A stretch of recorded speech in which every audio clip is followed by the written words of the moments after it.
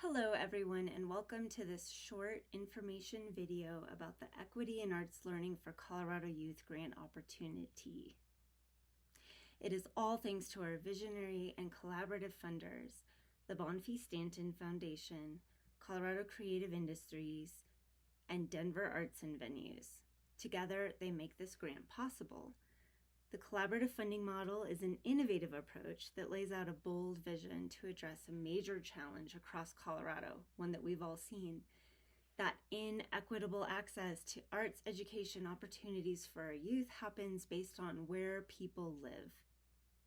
So a little bit about Think 360 Arts for Learning. We're a statewide serving nonprofit working for over 6 decades to bring arts education, music, visual art, dance, theater, and literary arts to under-resourced urban and rural communities alike. In 2023, the Bonfils-Stanton Foundation invited Think 360 to co-develop and to administrate the Equity in Arts Learning for Colorado Youth Grant, and founding partners stepped in to continue the support as we move into each subsequent year. So as we walk through this informational presentation, we'll make sure that we do more than give you just an introduction. We'll also give you an overview to the grant's purpose, its eligibility criteria, the funding details you need to know, the application process, the selection criteria that the panelists apply, success stories, and some contact information if you need more information or help. The goals for this grant opportunity are very high level. Ultimately, what we're hoping to do is to strengthen regional efforts that improve and sustain access to arts education for historically marginalized and minoritized youth, including youth who identify as BIPOC, Black, Indigenous people of color, or LGBTQIA+, lesbian, gay, bisexual, transgender, queer questioning, intersex, and asexual, youth with disabilities, and or youth living in a rural community here in Colorado.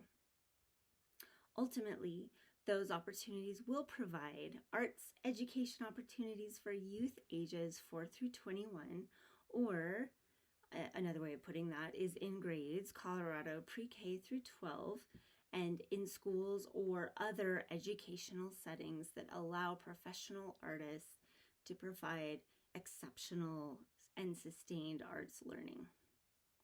Finally, the goal is to heighten awareness of the impact of arts education, what that means for a community, and how youth continue to thrive based on access to the arts. So who's eligible to apply? Applicants must be either a pre-K through 12 school or school district or a Colorado-based nonprofit organization. School applicants must engage an artist or arts organization as a partner because we can't supplement regular school salaries. These funds are really looking at how we might invest in additional arts learning outside of the standard days within any particular school district. Nonprofit organizational applicants must, 1, be engaged with a school partner or have a strong history of working with youth. 2, be registered with the Secretary of State with an address in Colorado. And 3, have a Colorado-based staff person who will be actively engaged in the project. We care deeply about seeing the impact for our Colorado youth. Funded projects may take place at schools during the school day or after school, community centers, libraries, nonprofit art sites. We know every community looks a little different, and so we're not trying to dictate what that site might look like, what the venue might be. So those locations that are highly accessible to youth based on transportation needs and other considerations about accessing that location in the first place based on your community's needs. And that's the kind of thing we would want to see in your narrative. Individual artists, we should note, are not eligible for this funding unless working with a school district, or a nonprofit organization. And still, the entity applying for the grant should be one of those entities, a school, school district, or nonprofit org. We do want to clarify the arts disciplines here aren't predefined. There's so much space. We welcome multidisciplinary or interdisciplinary approaches.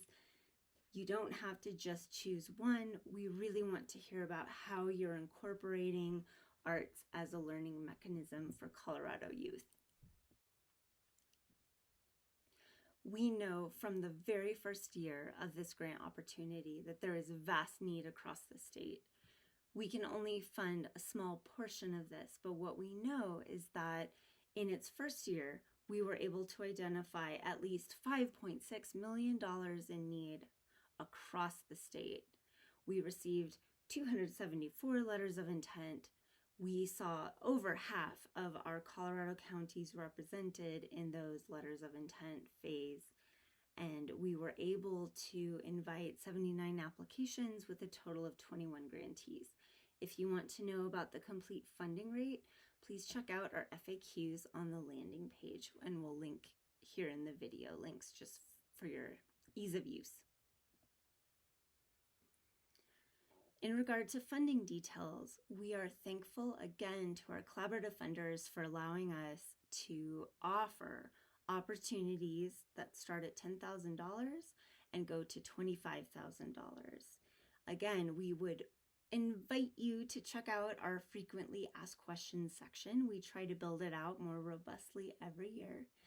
And we do want to address some of those FAQs as we move down here. So can you use a fiscal sponsor? Unfortunately, no, we are not able to accept fiscal sponsorships at this time. Only 501c3 nonprofit organizations, schools, and school districts are allowed to apply. Another question we commonly get, can I request less than $10,000? Yes, you can. However, we encourage you to build a comprehensive budget that includes artist fees, supplies, transportation, marketing costs, and staff time if applicable. If you have considered these costs and the project is still less than $10,000, of course, apply for an award less than that. We're not here to penalize you. We just really want to support you in this work. We know it can be difficult sometimes. An amount requested below $10,000 might also reflect an opportunity to expand an existing program that has some funding in place. And that's where, if this program is an extension of an already existing program, to make a stronger case for it with the panelists, you'll want to explain how you're expanding access for the youth in your community.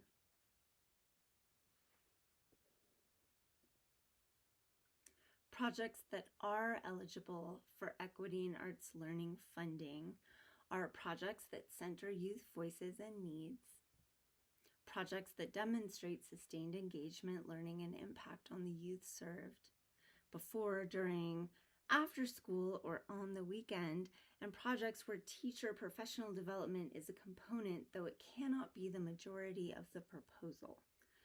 However, the following are not eligible for EAL funding: projects that charge a fee to participants, pre-K through 12 teacher salaries, although teacher stipends outside of their regular workdays are allowable. General operating costs are not directly related to the project, are ineligible, and capital improvement projects are ineligible. Every year, the funding cycle dates look a little bit different, but we can provide a general overview here. Letters of intent are accepted usually from some point in mid to late September through mid to late November. At that point, we send all of those wonderful letters of intent, which typically are quite competitive, to our panelists for review. Upon their selection process, invitations to apply are sent by late January. The full application is then due by mid-February. Award notifications take place by mid to late April. And then we encourage projects to take place July 1st through June 30th, which aligns with the school year. And that means that the final report would be due 30 days after the completion of project. For most, that is no later than July 31st of the following year.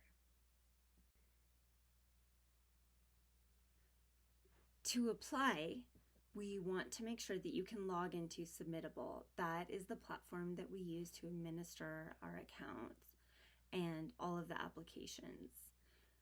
If you can log in, great. Make sure that your organization has updated the primary contact. We've definitely run into some issues in which there's an email address that's out of date, and if that's the primary contact information, notifications don't get delivered in a timely fashion or to the right people. And we want to make sure that we can let you know what's going on with your application. So once you can log in and you've updated your primary contact information, then by all means, please create that letter of intent application by the November deadline. So do submit it, and from there, our panelists will determine who they would like to invite to a full application that will be due in January. To see the elements of the LOI, we encourage you to log in as soon as this portal opens, which is, of course, in mid-September. Also, we do leave those questions open and provide guidelines that let you know what the questions look like at every phase of the application. We're trying to be as transparent as possible to set you up for success. After you submit your letter of intent, we work with a panel of experts. They are arts education specialists from across the state. They will review your application, and as education professionals and collaborative funders, together they will take a look at the project that you're proposing and rate it. To be super clear here, we are the administrators and not the decision makers. We're happy to answer your questions, and I hope that you will make some time for those virtual office hours to ask your questions or email grants@think360arts.org. Obviously, the most important thing outside of what we've already mentioned is that you make sure that you are showing alignment with the rubric, which we have published and are sharing with you. And so we'll go into a little bit more detail about the rubric in the next slide, but we want to make sure you know that that is a huge part of how your application is evaluated. It is important to us that this process is transparent and accessible. So a comprehensive version of this rubric is posted on our website and has been for some amount of time. We will update it as needed. It has been the same for the past few years. Letters of intent and full applications will be reviewed and scored by a group of panelists, which we mentioned previously. Those are comprised of collaborative funders and members of the arts education community from across the state. The key focus areas are directly aligned with the grant criteria and priorities.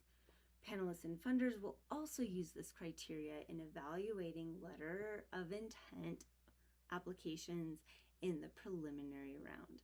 So this rubric is important and expansive and guides everything that we do because it aligns with the goals of the project. We're always happy to celebrate the successes of our grantees. You can read more about them on the landing page. And at this point, we have multiple cohorts of successful grantees and ample results to share. So we encourage you to visit, again, think360arts.org/grants. As administrators, Think360 Arts prioritizes support in advance of those equity and arts learning for Colorado Youth grants due dates. And that is for both the LOI and full application phases. What we're saying is, please contact us ahead of the grant deadline because we are putting aside time to make sure that we can answer your questions and help you with your application and any other technical issues you might have, because we know that the platform isn't perfect. So, for this reason and due to capacity constraints, we're not able to offer feedback in the post-evaluation and announcement phases. But we do encourage you to join our virtual office hours in the coming weeks, and that's for the LOI phase. Should an applicant move to the full application phase, we highly recommend you schedule time to review your proposal with our grants team. If you have time and if you have questions, we are here to support you in advance of that deadline.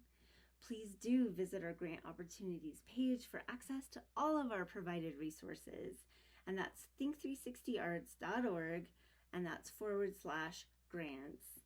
Our office hour dates are now on our website. They don't require any advanced sign up. You can just drop in and drop out.